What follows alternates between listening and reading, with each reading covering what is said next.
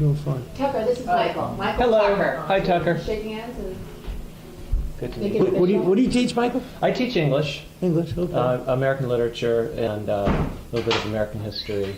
And but I'm writing a book on this subject of Jewish people in small town New England. Jewish so- people in small town? Oh, okay. So I guess we can start out. I would just love to hear the story of your family and how they ended got up where where they're they were. Okay. So why don't we start there? Sure. Well, my dad was born in 1879 in Russia. The article better tell you where. I can.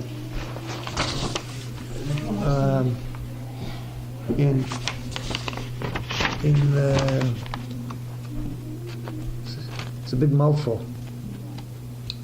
Yeah. Okay. Start. Well, in that city in Russia. Yeah, right. And along just about the turn of the century, maybe 1899 or 9, right in there somewhere. He born 1879, so it had to be before that because he was only in his teens. Decided to get away from the Tsar and made his exodus through Ellis Island to this country. But he grew up on a ranch in Russia. And arrived in New York and spent a year working in a hardware store. But he didn't like it because he wasn't used to the city life. And he asked everybody where he would go, where it was more similar climate to where he came from. And they told him to go north as far as he could go, Maine.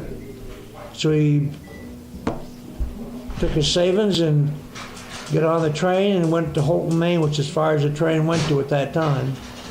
Put a pack on his back and traveled from Holton to Presque Isle in that area, which is 26 or 40 some miles, probably a 50-mile radius there. He traveled by foot for a while till he got enough money to buy a horse and hook a wagon to his horse, which he said he had a lot of good ventures over the years, but they always said that was the biggest milestone in his career. So then in 1903, he opened up a department store in Mars Hill, a little town we lived in. Men's and women, general store. And that store continued until,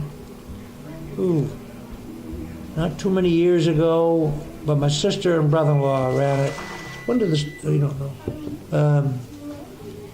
So it was the oldest family-owned store in the area up there for a long time.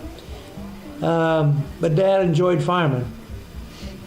So along the First World War, he got into a little bit of farming, and the farming grew, and the store continued. And I had one brother who was 10 years older than I was. He was born in 1914. And we was in college in the University of Alabama. He was an excellent athlete. He was playing baseball. And he All the way from Maine to University of Alabama. Maine and went to Alabama. But Dad, my father, this is the Depression in the 30s, and he was in the class of 37, college, but he didn't quite finish last year. He had aspirations of being a doctor or dentist, but he came home because my dad wasn't feeling well, and I imagine the Depression helped some too. But he came home and started farming with Dad. And that continued. For myself, I got out of high school in 42, went to college one year, enlisted in the Navy. Get out in 1946 with an engineering degree. I started with mechanical, ended up with agricultural engineering because I thought I was going to go home too. Mm-hmm. And can't say I ever used my engineering degree to a great extent, but I came home and my brother and I continued to farm, which we did until he retired, which was, I'm turning 80. I farmed until I was 70. And he retired about, better than 10 years before that. So when he was 65 or so, he kind of retired. So I continued and have enjoyed a good life of bringing up 6 children in a rural area. But the trouble is, I gave them all too much education, and I couldn't keep them down on the farm. So I eventually had to quit. The farms are still owned by the 6 children. The corporation, they own all the stock. But they're leased out to somebody else. And I cover the taxes and so forth by rent. And, gee, that's a pretty quick summation. Now you'll have to ask Now the I'm going to question. just take it Yeah. apart and ask Sure. about follow-up things. One thing I'm curious about is you mentioned that your dad had grown up on a ranch. Well, in the Russia, so yeah. Don't ask me details. Did he ever talk about, just in any way, did he ever tell you about, where he come from, whether that particular place or? One of my biggest regrets, I never had a dad who was not in the best health towards the end of it, and I never really, I guess I never had time to listen to him, or he never had time to explain a lot. I can remember some little anecdotes he'd tell me about being out with his father and the horse and the wolves chasing him, and the only way they got rid of the wolves was lit a fire and threw the star off the back. I can remember things like that. Yeah, well, I like to hear about things like that's that. that's one thing I can remember. Yeah. But not a lot of details. No, I really can't.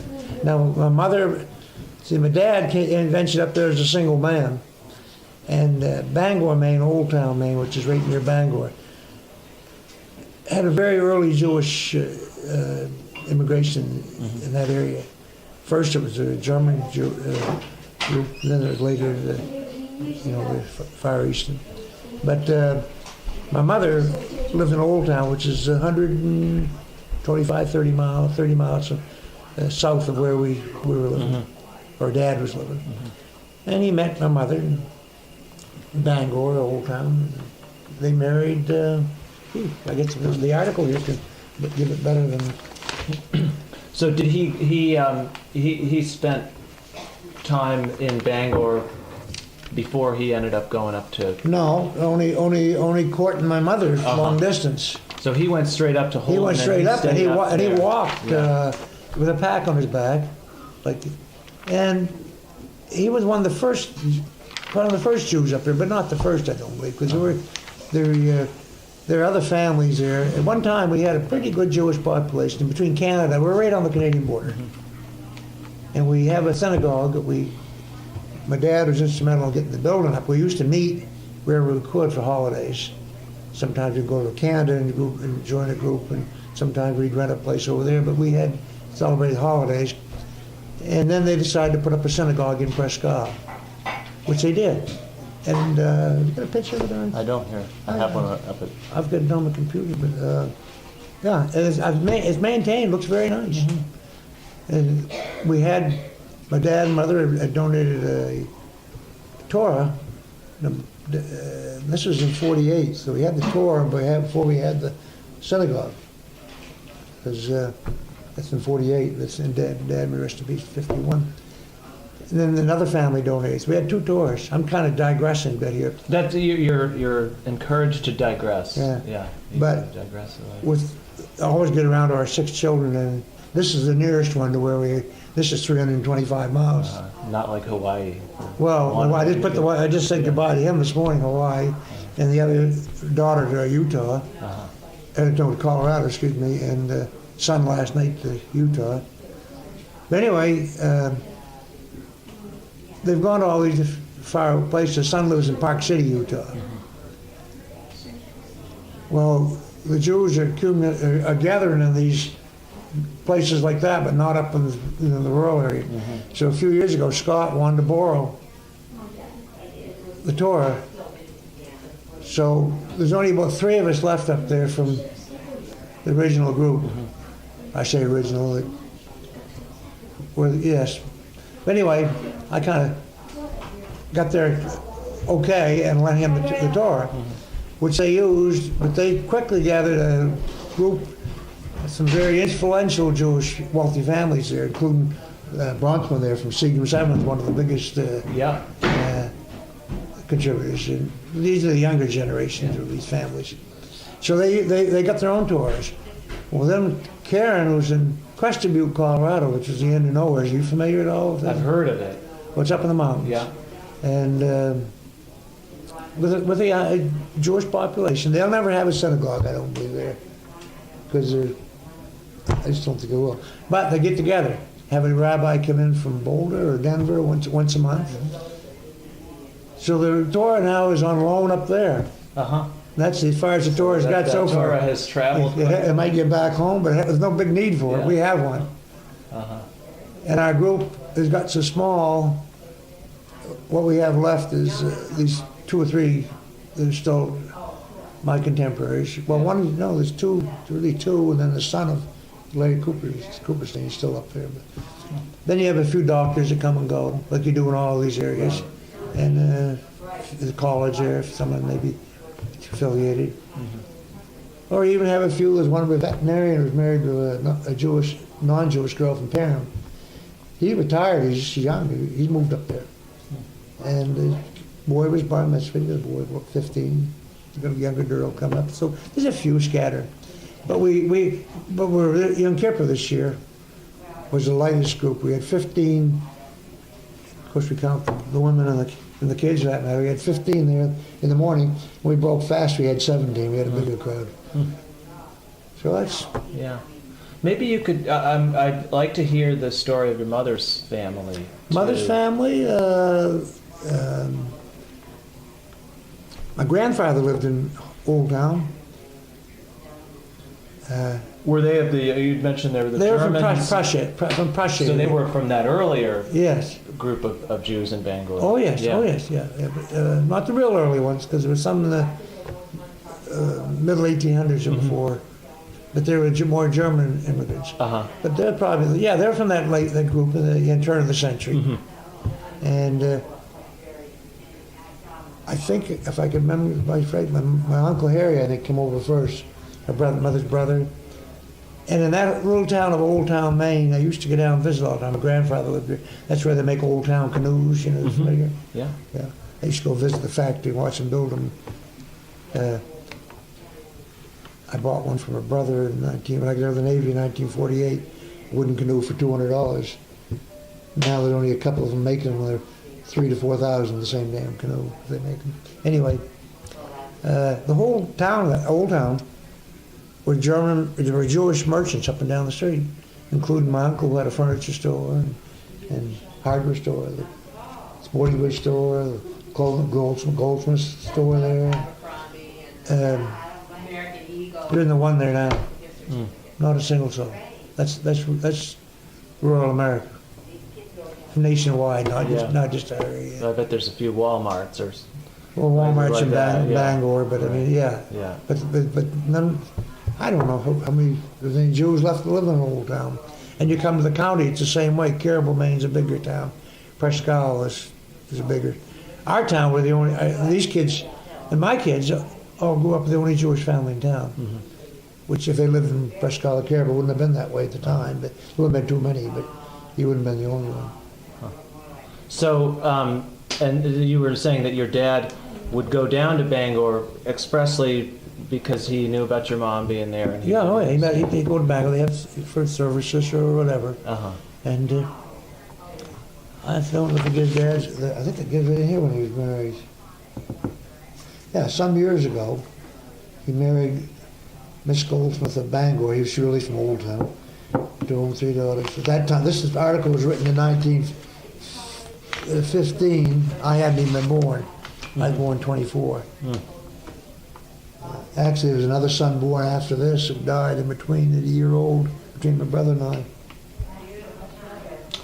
You have any copies of some of this stuff to give him? Yeah, I'm sure I can get that. Todd's got a copy of it all right here. So that's a great place to meet. Let's see. I want to hear about the. You said that your dad worked at a hardware store, but then just for a year, he had an interest in farming. So maybe you could talk about how. But he never went from there to farming. He just wanted to get up with it. He was more interested in getting away from the city to a climate and an atmosphere more. So like the farming came later after he was already there. Right. Yes. Quite a bit later. And what kind of, on what scale was he when he started out? What scale was he? Did he buy a place and then farming? Yeah. This is a good story about how we accumulated the land, correct, during the Depression?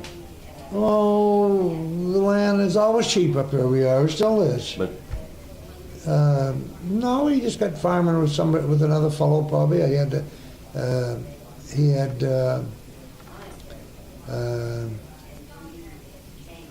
guy named Gloop. That was the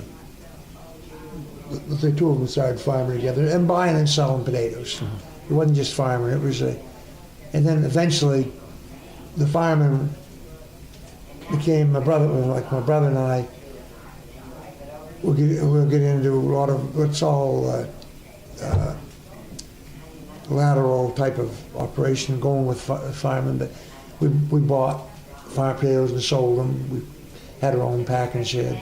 We sold spray material, farmers, fertilizer, and then later, nothing to do with Dad. Dad had gone, but after Dad was gone, mid-50s, my brother and I brought the first mechanical potato harvester into the area, and we became the dealer for that, which led to us getting into a machinery business. How did the potatoes get harvested before that? Oh my God. This is by hand. This is by hand. My dad, I've got pictures of my dad, I don't know if they're gonna be, with horses. Yeah, probably. No, this is with a harvester. That's not a harvester. That's how they dug them with that machine. Oh, I see. And laid them out, picked them up with baskets, put them in these barrels, and then hauled them into the warehouse. And then we've gone. Well, that's a horse. That's back in the 20s and 30s with horses. I got to leave you two of you. You've done a great job. I've got all the photos up to Sugarloaf. I've got a pile. Have you? Too bad, but I'll send them down there. I'll make copies No, for you. you've done a hell of a job. Oh, this is great. Good. You didn't need me. He got everything here. So anyway, you were saying they just be dug up by hand, and the potatoes before the mechanical harvester came in. Yeah, way back they would dig. They'd go back one row at a time, way back, and just go through with horses and lay them out for people to pick up. And then the mechanical, it got so labor even back then. We used to bring French Canadian crews in, or Indians, mostly from Canada. I remember having a French crew there in 1955, I think 4 or 5. Rain like hell, and they all went on strike, for more money picking. And we got this opportunity to try this mechanical. Of course, it was pretty crude, because we have a lot of rocks up over here. You pick something mechanical and pick them up. You could.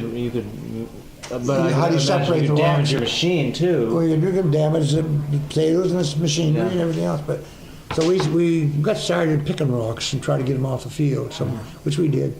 And then the harvesters were crude harvesters at first compared to now, but like anything, they just keep improving. But we get into this harvester deal, and we started. And then we get into then you're digging in bulk.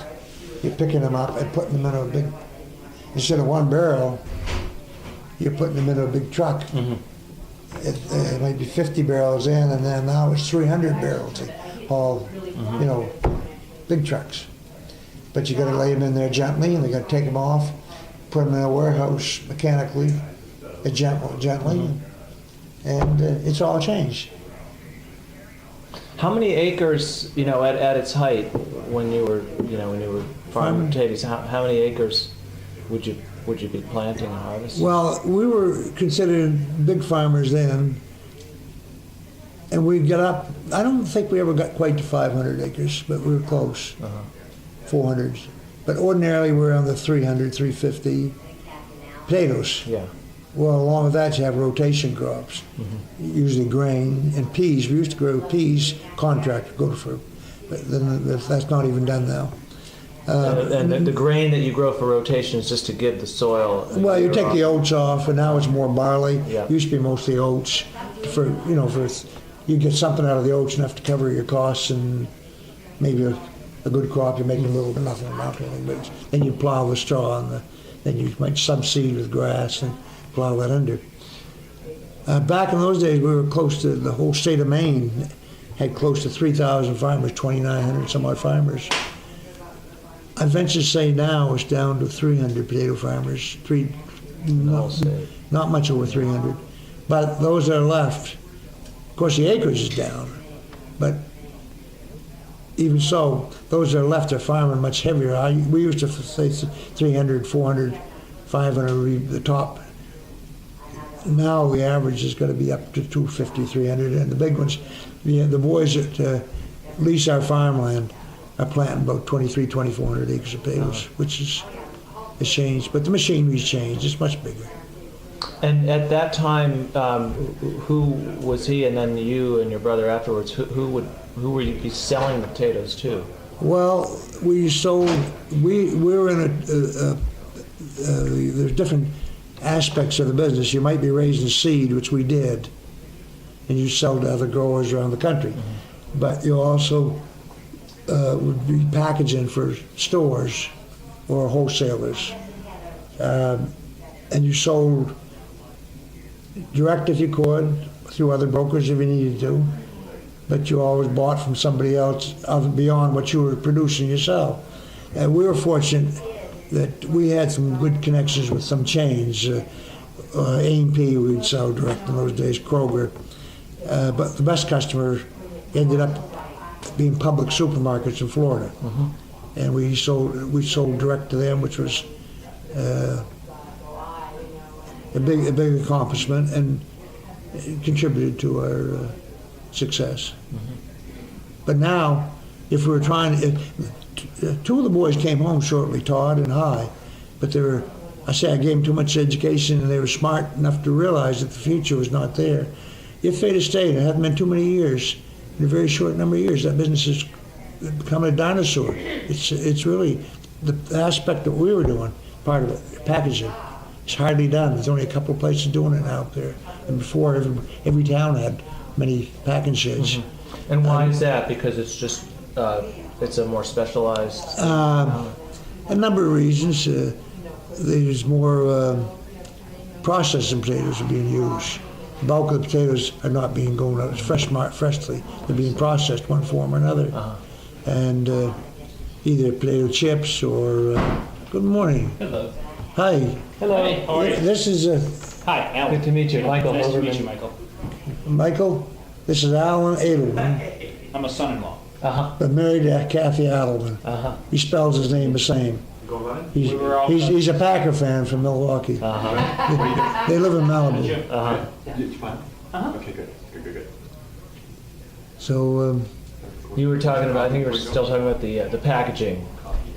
well, Yeah. you Yeah, want that was to. that. I'm digressing into firemen, and you're interested in Jews in the. I'm interested in all of it. I mean, the Yeah. farming is of central interest to me. I can talk about firemen more than I can Jewish history. My daughter Kathy and Michael. Hi. Hi, Michael. Nice to meet you. Good to meet you too, Kathy. Thanks. Kathy Adelman, that is. Michael Hoberman. Michael. So, Good morning. now there were, Have you worked out already, or are you going? your family was not the only Jewish family that was growing potatoes. No, there are more in the county. There was Fort Kent had the Etchkowitz family, How are you? long gone. Mark's family in Limestone were big, been gone quite a while. Right where the University of Maine in Presque Isle sits, called Umpy up there, it's a branch of the university. There was a Marks and Fish, who farmed very big there, and their land was part of, they donated to the college, and is where the university sits. South of us, there's one Jewish farmer left, barely, and his with Jake Shore down Island Falls, and his son Arthur came home, and he's still farming some, but he's probably about ready to retire. When he's done, I don't think there'll be a Jewish farmer left. Yeah. But there were a number of people who drifted in for the potato business, either as buyers or brokers, but strictly farming. Yeah. These were the farmers that were there. And how do you figure that happened? I mean, it's such a curious thing. If I tell people I'm doing research on this thing, and I'm going to be interviewing this Jewish potato farmer from Maine. Mm-hmm. But it's such a curious thing. How do you figure all these families ended up doing the same thing? Such an atypically, something that Jews in most other places of the world were not doing. Was it, did one family start out and then other families just sort No, of say, as far as the farming go, there were very little, one brought the other in. No, in some of the clothing stores, and every town had a Jewish clothing store, but they ended up, there was a Green family, had Prescott, Fort Fairfield, Holton. These were all brothers that went in different towns. But farming was not that way, no. They can't tell you. Now, another group of Jews that used to be up there, I think they came over from Canada. I'll see you later. Well, you leaving? Yeah, I'm gonna go work out, and by the time I come back, you're gonna be gone, so. How you know? Roll, so. Well, don't work out too long. Okay. Huh? Yeah. Okay. There's another family, they were Etzkovitz Rappaport. I think it was the same name, get mixed up there. In fact, my brother was married to a Shore, whose mother was an Etzkovitz. They were cattle dealers way back, which wasn't unusual for Jews to be into cattle. And they used to, all these places are up around the border. You can see the map behind you. They're on the Canadian border. Yeah. And they used to bring cattle over from Canada way back then. I say smuggle, but maybe they brought them over. And then they became horse dealers and cattle dealers. And then when the automobiles came in, they became car dealers. So there was an Etzkovitz in Fort Kent, Caribou, Prescott, Holton, and Bar Harbor, all the same family. None of them exist today. None of them. So I don't know what I can tell you. I mean, I'm giving Dad's history, but how the others get into farming. Dad was farming before any of the rest of them, as far as I can remember. I'm pretty sure he did, but I can't tell you how the rest come in. Now, maybe you could talk about a little more on the Jewish end of things. Was your dad, particularly observant? Did he pass that on? What? Well, sort of my pass on? my folks were not Orthodox by any means, but somewhere in between Orthodox and conservative. In fact, the only place your kosher meets was in Bangor, and we live 150 miles north, and we kept kosher when I was a kid. And when my brother went away to college and came home, I think he educated my family. Somehow we got away from being, a little bit away from being kosher. When I got around to eating lobsters, they weren't at home. I had to go to my camp. So everybody's got their, I don't know your background, but everybody's got their own criteria, what they what they want to observe. Tried to say something and got away from myself, but well, as you were saying before, there were enough Jewish families around that you could have a Jewish community. And that's what I was going to say. I got to tell you, our holidays over in Woodstock, New Brunswick, which is outside of Holton. It's about 50 miles from where we live in Canada. They had enough Jews there at that time, and they're like us. I don't think there's one or two left over there. That they had a rabbi. A.B. May was his name. And my dad, the folks wanted me to be bar mitzvah. So the only way A.B. could get from Woodstock to Marsfield by train, and he used to come over, I don't know, once a month or once a week, I can't remember. Enough, when he came over, Dad would take him out to the farm. We'd lived in town, but we had farmhouses with people living on the farmhouse. And Dad kept chickens and cattle to milk and cow and so forth, but we didn't really live over there. But Dad used to take the rabbi out to flick a few chickens and kosher them, so we'd have chickens. Right? While as long as he was there. While he was there, I should make use of them. Yeah. And then they decided that my bar mitzvah was just about like there's always bat mitzvah. They had it at my house, and when that was in 1937, and that was the first time that they had really had any reason to get the Jews from Canada, the whole group. But they put the whole dinner on, had my bar mitzvah at the house. I'll go back just a step before that. With my brother, who was 10 years older, they shipped him to Bangor to study he got homesick. And he flunked out. He never did make it. He came back. He came back home. So he never was really bar mitzvah. But my folks, wanted it, but I mean, it wasn't the question. So anyway, at my bar mitzvah, they decided that they ought to get together as a group and do some more.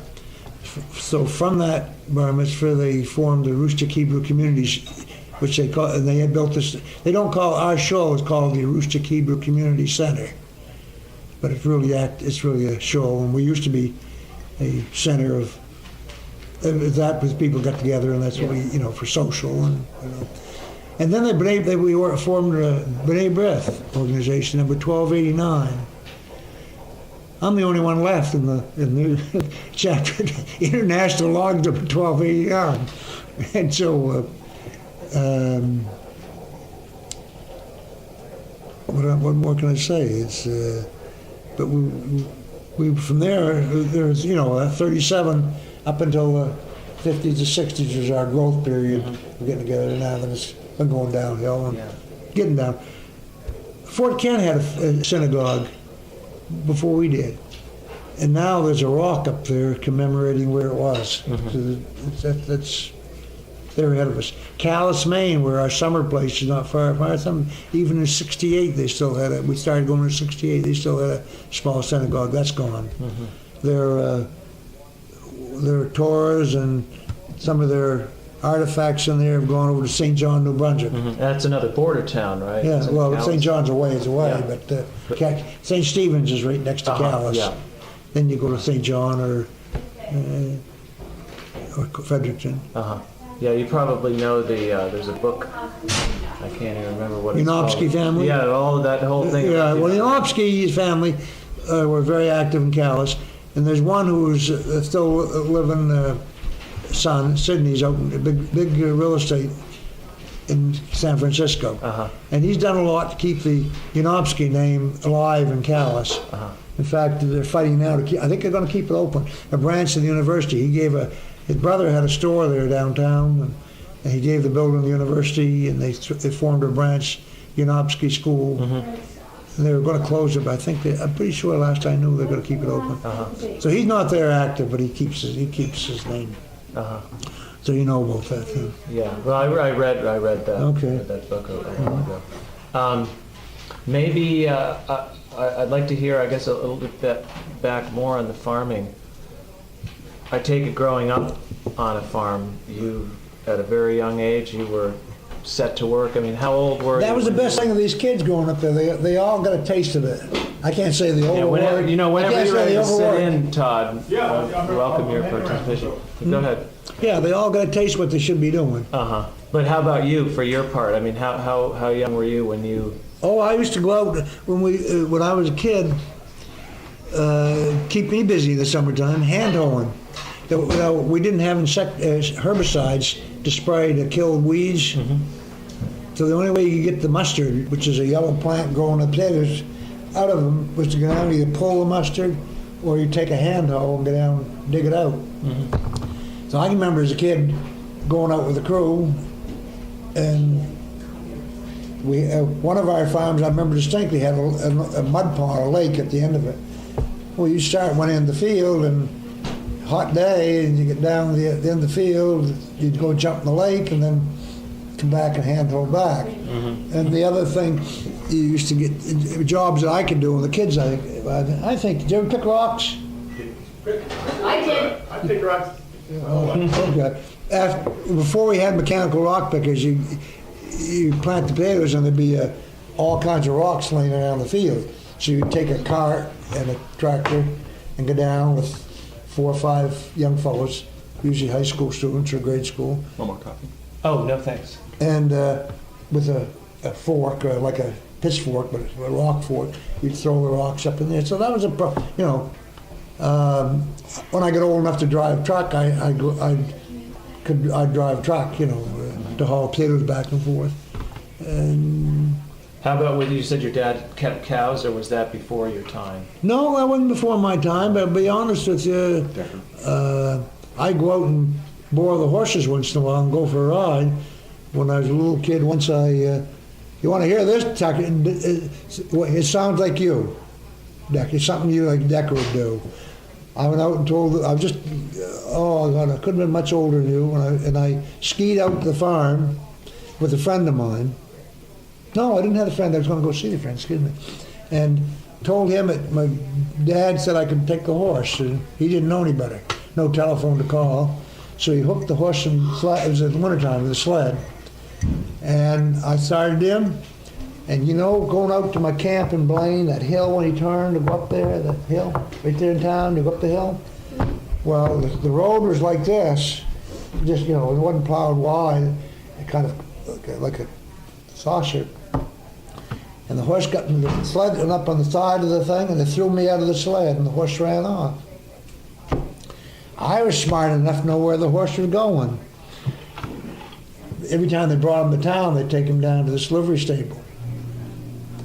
And it's about a mile and a half. I walked down, there was a horse.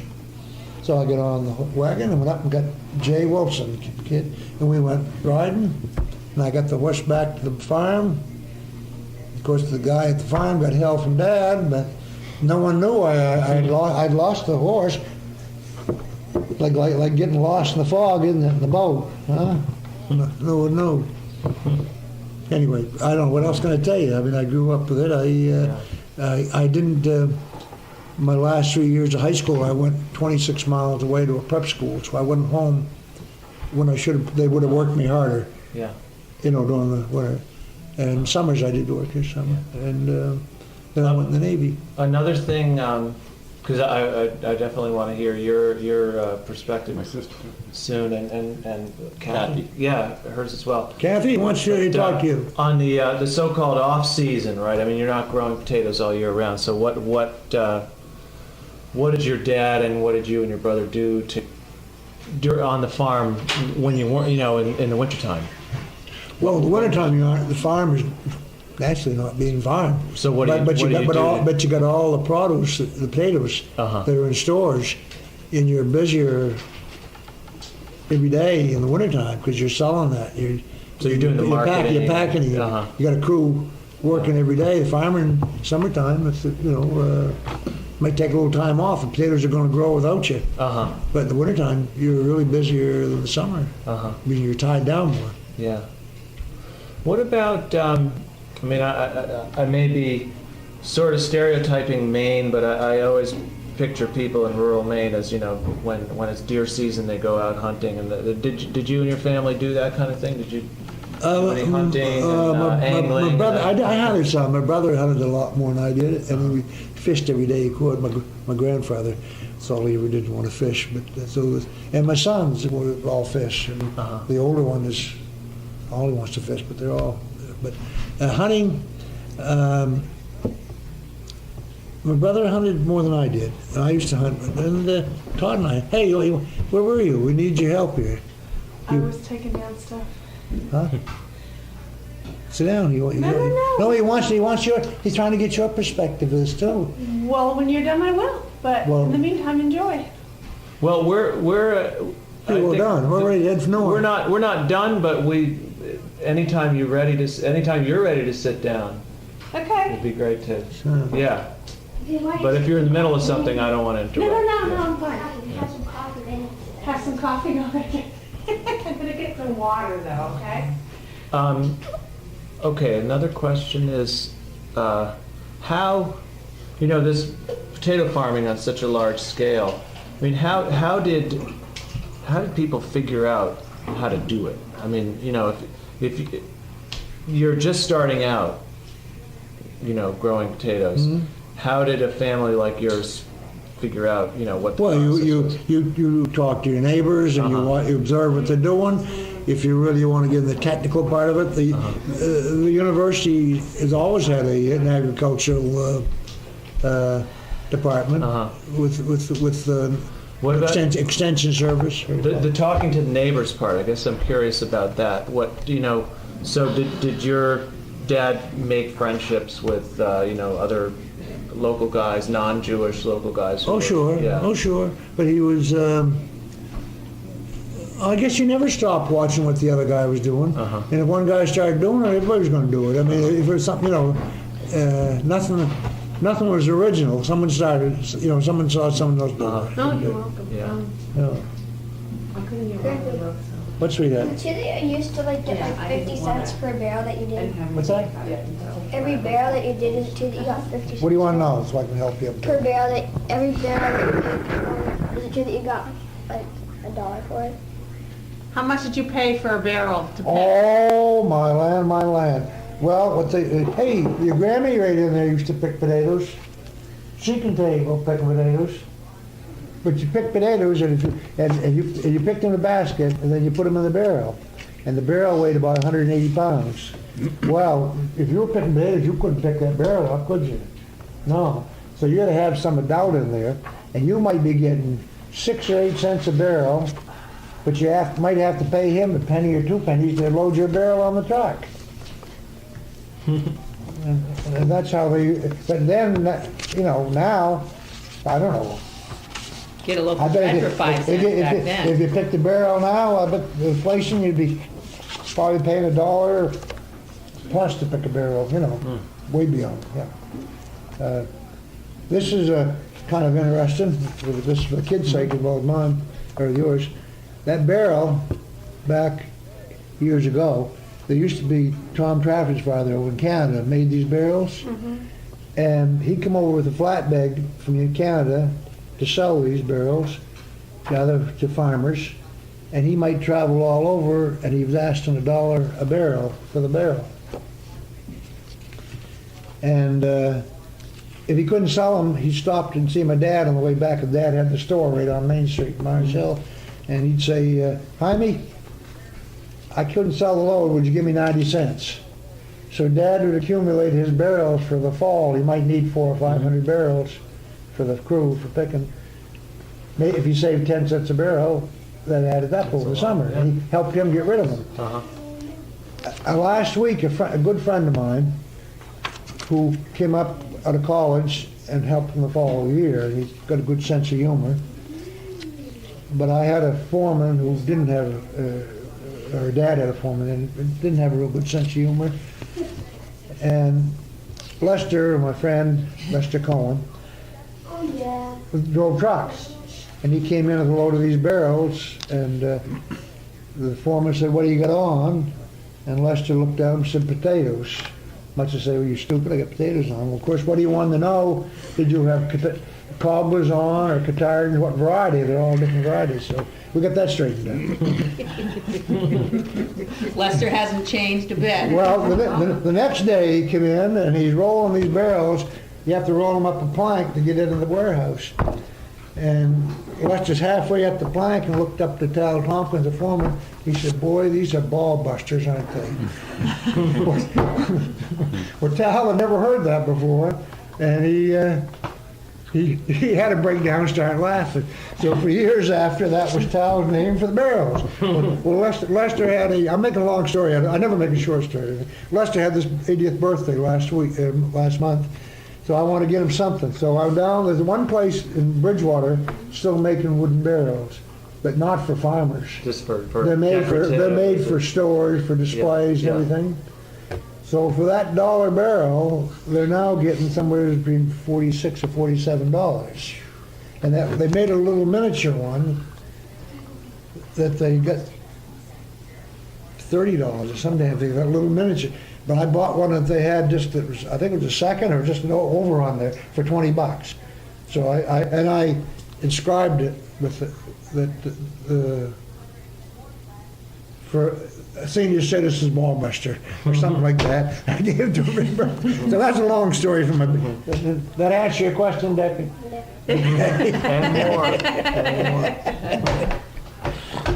So maybe the two of you would want to, I had asked your dad to tell me about his earliest farming experiences. That might be a good place to start for you two. Wanna go? No, go ahead. Oh, I'm trying to get into it. I mean, I grew up, I'm the fourth of the 6 kids, and I think the first job I ever had was with a Cub Cadet lawn tractor going around behind the mechanical harvesters, Yeah. picking up the potatoes that fell through the machine and getting paid for it. So at an early age, younger than him, working on the farm. We lived in town. That was always the strange thing for me, is that we lived in town in a very nice house right in the center of town. Yeah, we had all these farms out around the area. And so I love that. And this is our actual hometown, and we live right in here. I can't see them upside down here, but we live right here. Yeah, House Street. And these were typical of all the farmland. And that was our community. And I think at the time our town was, what, maybe 3,500 people? What are you talking about? Whatever it is. No, I'll digress to get in a minute. I always told everybody there were 2,000 people. In the 1980 census come out and there was 1,800. Then I started saying 18, and the 1990 come out and it was 1,600. And I said, been saying 16, the last time I heard was 1,400 and something. Okay. So that shows how much we're, It shows you how over time, so Yeah. it's folklore. Folklore and the Census Bureau. Yeah. Coming together. But anyway, at an early age, I mean, I love working on the farm. It was a chance. I think the first time I ever drove, and that it was about that same age that I drove my dad's Jeep for the first time. So the opportunity to drive vehicles at a very young age. In these giant fields, you just drive, which was great. He'd be on the harvester overseeing what was going on, and I'd bring his Jeep up the field for him. So that was pretty cool. But I always worked in the peak season, spring, seed cutting and getting the crop in the ground, and harvest time in the fall, especially in the spring. I'd work before school, and then for an hour or two in the morning, and then go to school, come home, clean up, go to school, and then For an hour or two in the morning before. only in planning time. And Yeah. yeah. It was when I was older, 7th, 8th grade, up through high school. Go to school and then come back. And we were one of those communities you read about where we. this Monday for the harvest. We're one of the few towns left doing that, because they can't use the children like they used to. Every little kid used to go and pick. Now the high school kids are the one they need, and they've got jobs that they never used to be able to do. Well, you were at the end of it. When we went to bulk potatoes, we had rocks in with the potatoes, so you used all kinds of kids to pick the rocks out. Which, when you're in barrels, they just were dumped in. Go ahead, Todd. I can't remember. Where you were? Oh, so yes, we used to go to summer camp. So that was part of growing up in northern Maine, like my dad spoke about. We were the only Jewish family in our town, and there was a couple other Jewish families a couple towns over. But traditionally in the summer, everybody stayed around. And thankful to our parents, we were sent off to summer camp. I turned Jewish 6. summer camps. I turned 6 at a Jewish summer camp in Maine, and so every summer we got to get out and go out. But anyway, we'd be back in we couldn't stay for 2 months. There's a point there. We had to come back for school early August, and we'd go to school for 4 weeks, and then we get out mid-September, and we'd be off for 4 or 5 weeks. The entire community just for would the be, harvest. depending on how long the harvest took, whether it was rain or frost, we'd stay open. And we get up at Kathy, all of us. Mom would make lunches the night before, and we get up in the morning at 5. We'd be at work at 6, and we work all day as the harvest went on, 6 to 6, and then nights when we get the harvesters when in the night work. we worked till 11, 12 o'clock at night, and we do that for 4 or 5 weeks. And when I was younger, his age, I remember Mars Hill. He missed the story, but when his father was a storekeeper somewhere in the early 1900s, the entire town of Mars Hill burnt down. And when we had fire departments without mechanical equipment, the town burned down. And when they rebuilt, I think it was Grampy that persuaded the town to move the stores further back in the event that there was a fire. Both sides wouldn't burn. So we have this. It's about 4 lanes wide, Main Street, and it was before the Zares came and before cable television. But every Friday and Saturday night, all the Indians he spoke about, all the Canadians, everybody who had money in their pockets from harvest.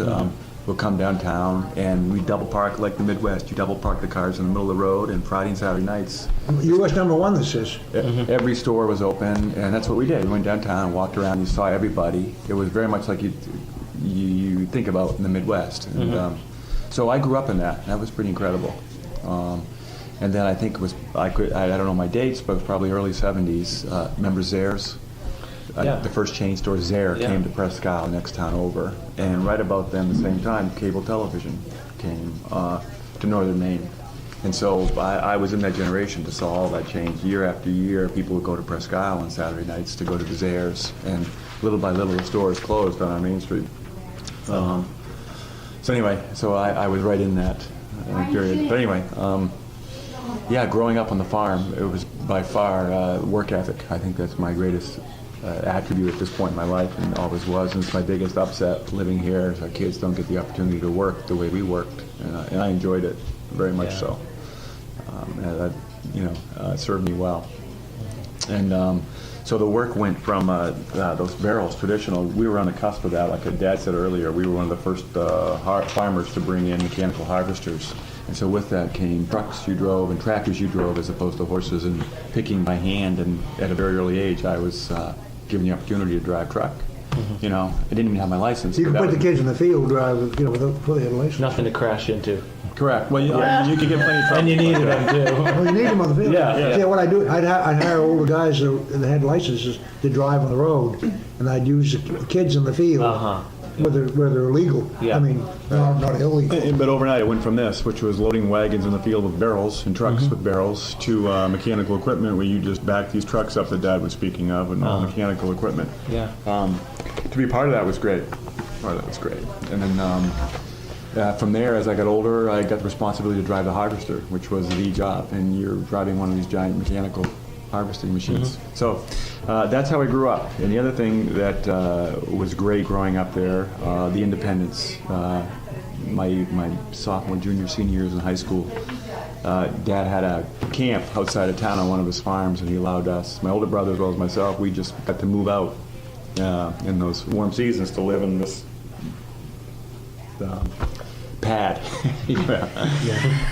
So life for me then was get up in the morning, go to work, go to school, and go back to work, and then get to go to this place to stay. And so that was really, and if I tell anybody to this day, if I could live any time in my life over again, it's my high school years, without a doubt. Those are the years most people would say no. Yeah, I know. And so, and also the summer camp experience was, to this day, most of my good friends really are those people I met at summer camp. And my classmates, I was one of a handful of people that went on to college. In my day, when I graduated high school, a large chunk of our class went to Alaska. The pipeline was being built. So literally 25-30% of my class went to Alaska. A few of us, 10%, went on to college, and the rest kind of hung around, worked potatoes, worked at the local hospital and lumber business. Just around, that was it. And so, so from there, I went on to the University of Maine. I started at Northeastern. I kind of knew that I always wanted to go back and take the farm over. And I was the middle of the three boys. So I graduated high school and went on to Northeastern for 2 years, mechanical engineering, then transferred up to the University of Maine and got my degree in agricultural engineering, just like you did. Came back for a couple of years, and it was I wasn't ready to be there. I was still pretty young. Went back to Boston, got my MBA, came back again, and my older brother was there at the time with his wife, and I came back and got married, and once again it was just too many chiefs, not enough Indians. So then I chose to leave and started my business and my lifestyle down here, in my life, my family. But that's pretty much my story, I think. Growing up, and once again folklore, but I grew up in telling the story that my grandfather came from Russia. He walked from New York or from Bangor. You didn't walk that far. Okay, but he asked people in New York, where is it? He asked climatically, where is it like? This is where I come Yeah. from. Tell me where to go. That's like this, and they Yeah, just said that's- Maine, northern that's all I Maine. ever knew. So he took a train to northern Maine, and then from there, as a peddler, this is the story I tell. And so if Dad wasn't here, this is the story you get. But he'd walk from Bangor north as a peddler, selling needle and He got thread. the whole train. Yeah, okay. But the story that I tell everybody is that after a couple of years, he was lucky enough to open up his first dry goods store in Mars Before Hill. that, he got the horse. He got a horse, and That was then, the biggest day he said he had. But then he opened, 1903, he opened the store. and there's a picture of it over there, I think. And I tell the story that during the Depression, he was a successful merchant, but during the Depression, farmers would barter land for their bills. That's what I was told. That's what I heard. Well, things in farming is tough, and even today, I mean, the farmland is not worth what it should be up there compared to anywhere else you go, because you haven't got the population. So there's always bargains, and even when you were there, I missed the best buy of the place there because I was so depressed. I really went into semi-depression when these boys both decided to go because I realized I was stuck with the farms and didn't want to keep on. What the hell? I must have been. What year did you? It was like 86. Huh? 80, probably 84, 85, I think. Oh, so 84, No, we were 85. married, so it was 88, 87, 87. You got married in 87. Right, but by December, we knew we were leaving. We left in February. So it's 87. 1988. 88. So I was 64. I was ready to retire. And so they left, and I hung on there. Said I was going to do it for a hobby. I had one young fellow that the only job he ever had. His father, I tell you the kind of loyalty he had. There were two sets of brothers that worked for my dad and my brother and I for over 50 years. And one of them is still living at 93. And I visited him the day before yesterday, or just before I came down anyway. And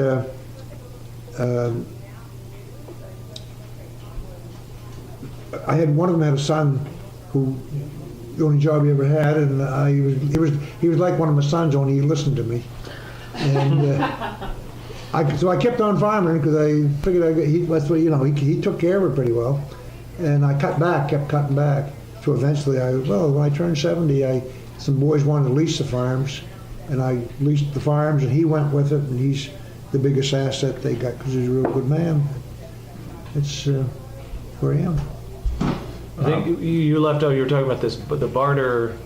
The folklore, as I remember it, is that my grandfather really had the dry goods store, and it was out of that time period where there was some bartering that he accumulated land. This is a story I tell. Well, it was always but fun. But the land was not much money. I mean. But when did Grampy start farming himself? I think around the First World War, right after the First World War. No, 1917. So long before the But he wasn't, at that point, he was just probably had a farmer that needed help and he got involved financially with the farmer. You know what I mean? So in 1937, you were 13 years old? Yeah. So at some point, I mean, in my mind, that there was critical mass there, and he had two sons and a daughter, and he gave the dry goods store to his sister, my aunt, and her husband from New York, and the two brothers took over the farm business, and that was the. So they kind of branched that out. was correct. Yeah. And so when I grew up, back to those Saturday nights downtown, when people used to come to town, we go to our.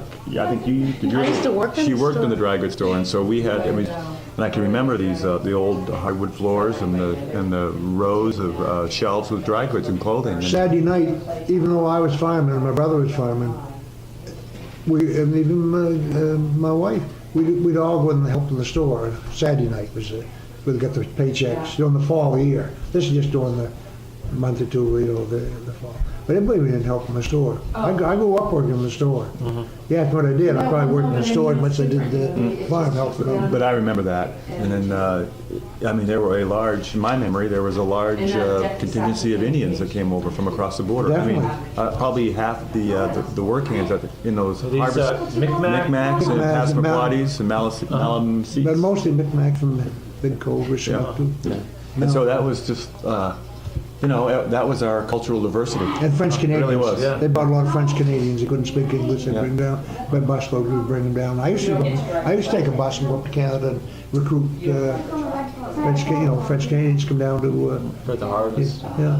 The Indians would find the way themselves. So I grew up being different. I mean, back in kids and how they are at those early ages, and the stories around Jews, and I could go to school someday, and I just came out of church this week, and my mom says, the Jews killed, blah blah blah, and so even there, very early on, that we were different, and we knew that. I mean, and so you grew up with that. Did you grow up? Where'd you grow up? I grew up in New York City, which is an easy place to grow up in New York City? Jewish and not You realize. had lots of company. You wouldn't know. Yeah. So that was part of our unique, and it really, I felt different, unique, and not in a good way or a bad way, but it's just a sense of community was always different for me. But they were lucky and I was. I was the only Jewish student. Because my brother was 10 years, he was long gone ahead of me. I was the only one. They had company, They had each other. they had brothers and sisters. Yeah. But growing up, the same as their generation, I mean, there's another whole story here, the story behind the story, but my mom is not Jewish, she converted. And my wife's not Jewish, she converted. And my husband's wife was not Jewish. Well, Kristen didn't convert, but you might as well. We're not unique. But we were brought up that, you know, this isn't your future and your wife is not in this community. So it's just, I mean, it wasn't spoken, but when we dated people in high school, it was like, so that was all part of, which you never had that problem. But we were always kind of being trained or thought to look out.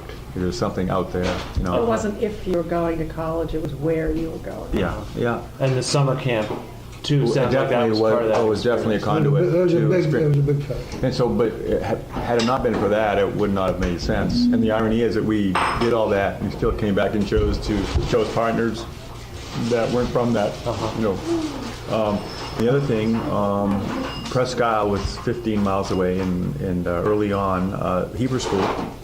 We had to go to Hebrew school, so every Sunday Dad would drive us all to Hebrew school in Presque Isle. And when I grew up, we didn't have a rabbi.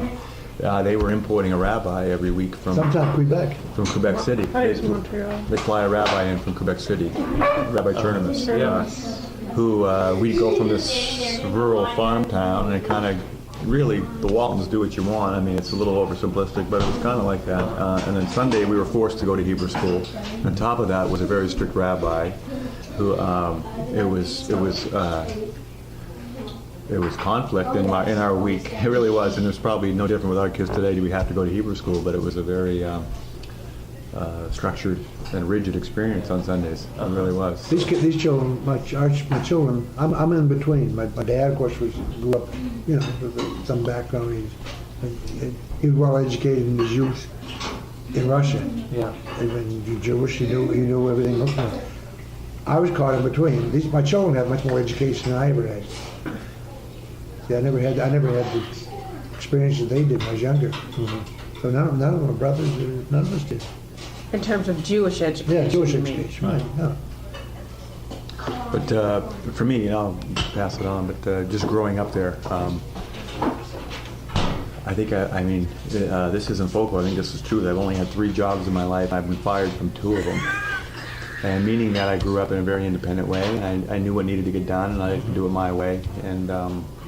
And it was the experience I had there, both in knowing how to work, learning how to work. And one of the traits I picked up from my dad, watching him, was always managing crews, managing operations, managing flow, and staying one step ahead of what needed to get done. And that's my biggest asset today, is just knowing how to direct and manage things and tell people what needs to get done. And so between that, and they used to broker and barter potatoes and chemicals and trucks, and I broker semiconductors. That was my first business after I ended up here. And so it served me very well.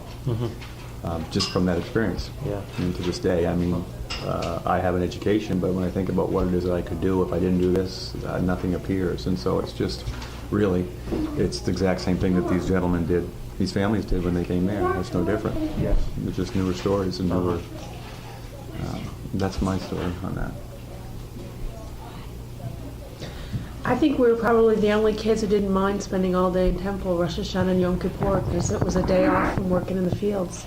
That's right. It always came during harvest, and it was like a vacation day. You didn't have to get up at 5 and be there at 6. You didn't go till 9 or 10, and it was... Holidays always come during harvest. Yeah. I mean, really, we didn't mind being in temple. 2 days of Rosh Hashanah, no problem. But it was a vacation, considering what the rest of the week was like. But So, and were you deployed doing similar things to what Todd did, the rock picking and rock picking, that was it. We didn't get to drive the girls. It was our parents weren't as enlightened at that point in terms of equal rights. But no, we worked on the harvester, standing all day, pulling rocks and rotten potatoes out of the good stuff as it went across the conveyor belts onto the trucks. I remember once, labor was so tight. I mean, even in the harvester, you went to the harvester to eliminate the need for labor. But I remember one fall, it was so tight, the only thing I had on one crew out there was a family. The whole crew. Ranch fruit. We got my harvester operator. I remember, I guess you and Toby. And, Tobin Scott. and I don't know. That's all I had, just the crew, the kids. It was a good education. We got paid $1 an hour at the beginning, and I think it was up to $2 an hour by the time I went off to college. Maybe you're getting much as anybody else was. Yeah, That's all I'm it is, just isn't it? saying, you know, instead of an allowance, I mean, you could make $800 during harvest. And in theory, you were supposed to save half and you could spend half, in theory, and sometimes it worked out that way, sometimes it didn't, but you learned, some of us learned the value of budgeting and money and responsibility, and I remember the year I bought a sewing machine, though, and I didn't have any money left over the whole year. Oh, yeah. But I think So- so you really organic, learned a maybe good over value system early on, and had a different way of relating to work and responsibility, Totally. much younger than most people did in growing up. And you spent time, you were saying before, you spent time working in the store. I used to Too. work in the store. I thought, you know, I was quite a grown-up to be able to do that. And, you know, I mean, it's the old crank cash register kind of thing. So, yeah, it was fun for me. That part was fun. Yeah.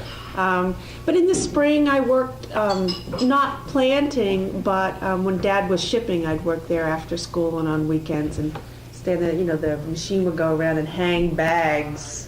You know, that was one job. Or again, just picking out any rocks or potatoes that had disintegrated over the storage time. And it was money. It was money, and it wasn't necessarily demanded of us, but it was expected of us. And I think whatever you experience growing up, you think is normal. Mike, And you so- wouldn't have a complete interview unless you got my wife's input. Yeah, well, whenever she's, I might be responsible, but she's the engineer. what about you were speaking to this a little bit before, Todd. What about, I guess, just the pressures of being the only Jewish kids in the town? I mean, The pressures. or benefits, or, you know, I mean, I don't know. You're looking for persecution? I don't think you'll find I'm it. not I'm just looking for experience, you know, whatever. It cuts both ways, probably. I mean, like any community, a rural community, there's pockets of ignorance, and it was by no means harsh. Or, no, it was just a random. I mean, I think northern Maine, like some of these rural Midwest areas, the amount of churches. I think actually Mars Hill, our town, there's more churches Then gas stations. per capita. I mean, yeah. And so, in any given weekend, you come back to school on a Monday, and I learned this weekend that the Jews did this or the Jews did that. And you're Jewish, so therefore you must be blah blah blah. So you get those, you know, every once in a while. You got those in school? Pardon me? In school? Yeah. It's on the schoolyard coming home, just in. I And so only had it- one instance. The new kids in school, and I went and talked to the parents. Who was that? Who was it? Hiram or Kathy or Toby or They lived on New York Street, and they had two boys. Gilman. Gilman? Gilman. Yeah. Yeah, and it was you. You came home and said somebody called you something, and it was one of the boys. You sure it was me? I don't remember that. I remember high school with Lester Bartley.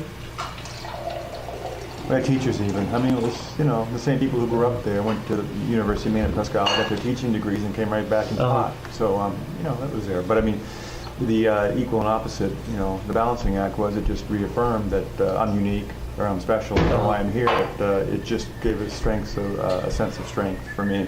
Yeah. No problem. And it's that individualism, the independence, and just it's also occurs to me today, but I mean, it was just, so it was never harsh or, there was nothing brutal about any of that. It was just, They might have said a lot behind your back, but very little to your Oh, face. thank you. Which is the That'd New be true. England I think- yeah. way about everything, right? But I think we were, But I think as kids we were successful. I think as a family we were successful. And we weren't the only Jewish family up there that was, to some degree, considered successful or willing to contribute leadership in forms of community giving. And I mean, that was always the undercurrent. So it was really kind of hard to be one thing if we were destructive or divisive, but I mean, who most of the Jews up there were Yeah. were the ones that were heavily involved with Rotary, heavily involved with the school boards, heavily involved with the hospitals, and Yeah. I think typically, people,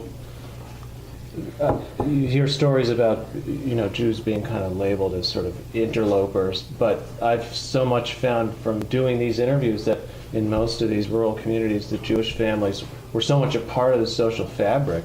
And people couldn't level that charge against them because, they were contributing so much. And the other thing, growing up ways. in rural New England, I don't know if you see this thread throughout your interviews, but I would stereotype you as a city Jew, and I would stereotype all those Jews that would come to summer camp. That we even there, we're the hick Jews, but there's something unique about us. And so for me, growing up, when I hear they're Jewish, like a Jap, that doesn't register. It was like, that's not an admirable attribute, and I would rebel against that. To this day, that's, I think, why we ended up with the spouses we have. But I mean, there was even a difference there for me. Yeah. Things could have been a lot different, but I don't know how to express it, but probably the biggest reason for being successful is sitting right here.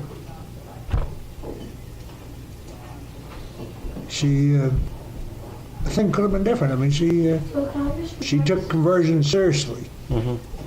It wasn't just wasn't just because she was married, maybe. Right. Well, probably was, but I mean, she realized we realized that the kids had to have something to hang their hat on. And you couldn't wallow around. Right. And she very successfully did it.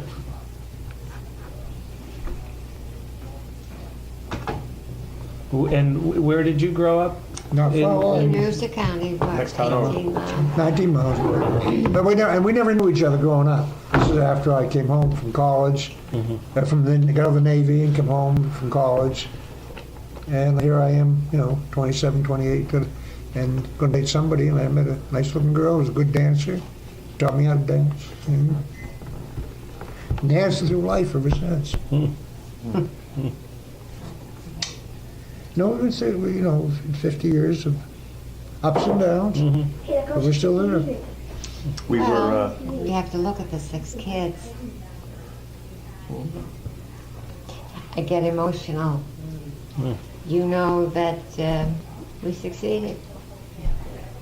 That's always the measure of And the grandchildren. success. Got 11 grandchildren and 6 children. And the only problem is, if we're the typical family up there, like the boys that I leased the farms to, they got big families, but they're all right there. They don't go anywhere, but they got the families. We got to travel all over hell if we want to see them, or they got to travel. And that's the only thing I can say. And I wouldn't want them living with me, but I'd like to, down the road. Mile away. Yeah. Mile away. No. You'd still be in Florida though, and we'd be up in the county going, when are they getting home? Well, Can I hear a little bit about the summer camp experience? Because I get the sense that these are kids from all over Maine primarily. One wasn't. The first the first camp that we went to was called Camp Lown, and Dad can tell you more about it than I can. But it was. well, that was creative. Lown was a shoe manufacturer in Maine, and very successful. In fact, his brother is Milton Lown, who what did he invent? Insulin, or he's anyway. But Which one was the founder of Brandeis? One of the. Well, they're involved. One was involved, I don't think. But anyway, my dad and other Jewish people around the state started this Camp Lown, and it was for Jewish education. But there were many, many camps in those days, all through Maine, of Jewish summer camps, along with others. And they can Started take. in like 46? This was Camp Lown. It was in. Sanders. Sanders cut the Sanders. banner that opened it. I think it was like. No, my 46. cousins were here yesterday at the Bar Mitzvah. Yesterday would have been great. You could have gotten the other side. Another generation there. But I turned 6 at that summer camp, and we all went, and for Maine Jews only. So there's the Stearns family in Waterville, some of the names that I remember. The Gooses from Augusta. No, is that a family you know? Oh, yeah. I'm going to be meeting with them couple weeks from now. Charlotte and... Charlotte, yeah. Oh, hey, you think we can talk? Oh, good. No, I'll tell you, she'll tell you. She'll tell you, now I'll tell you.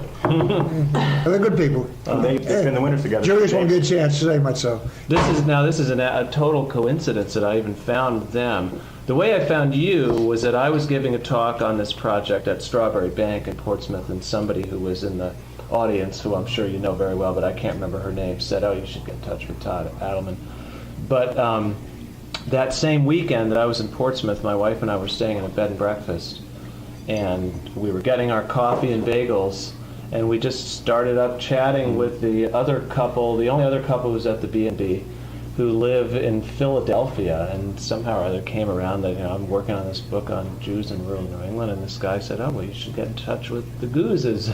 And, so that's how this kind of thing works. It's very nice.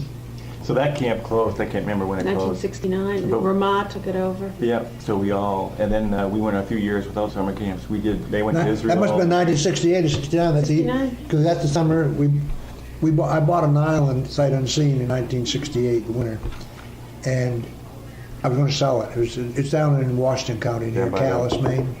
Right near. That's how I know Yanobsky's deal. It's not too far from Calais, and we went down and visited. That summer, kids had nowhere to go, so we went down and spent some time on the island. And instead of selling it, we ended up. And now it's our meeting place. If I want to see the kids once a year, it's going to be on that island. And they wouldn't come to even though they like Myers Hill, they'd come there and there's nothing there for them.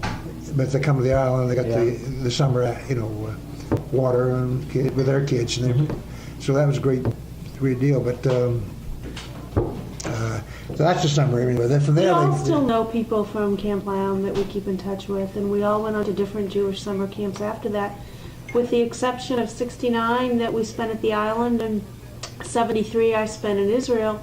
I went to camp from the time I was 6 until I was 20 years old.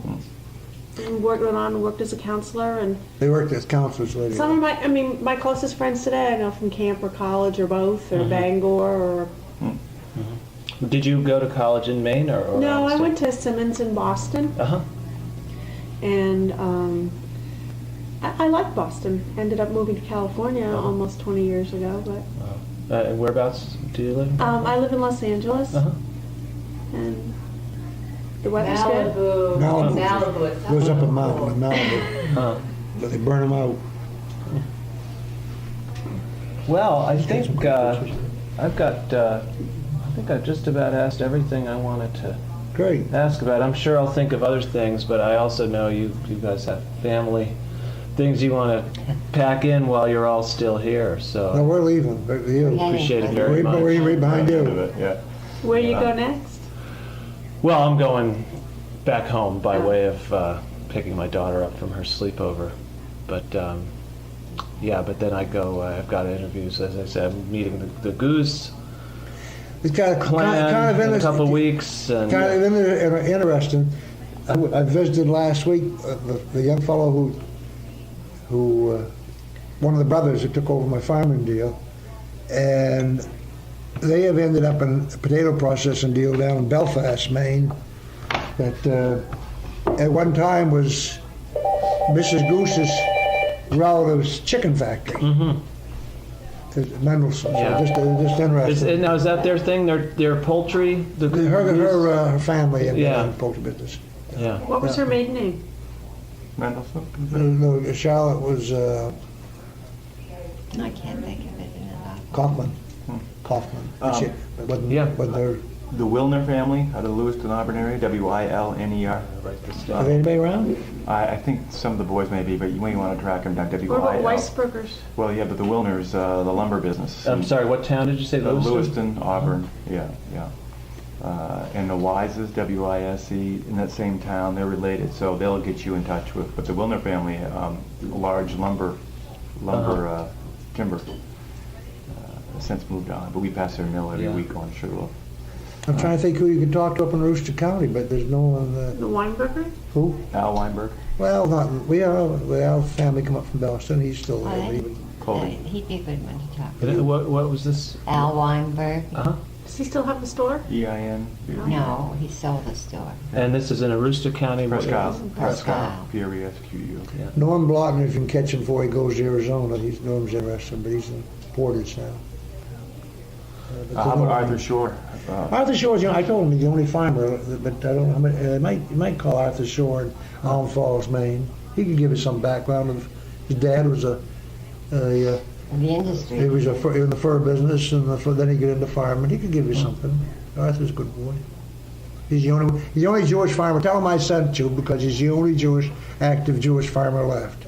Arthur Shore in Israel, in Allen Falls, Israel. Arthur Shore, S-H-U-R.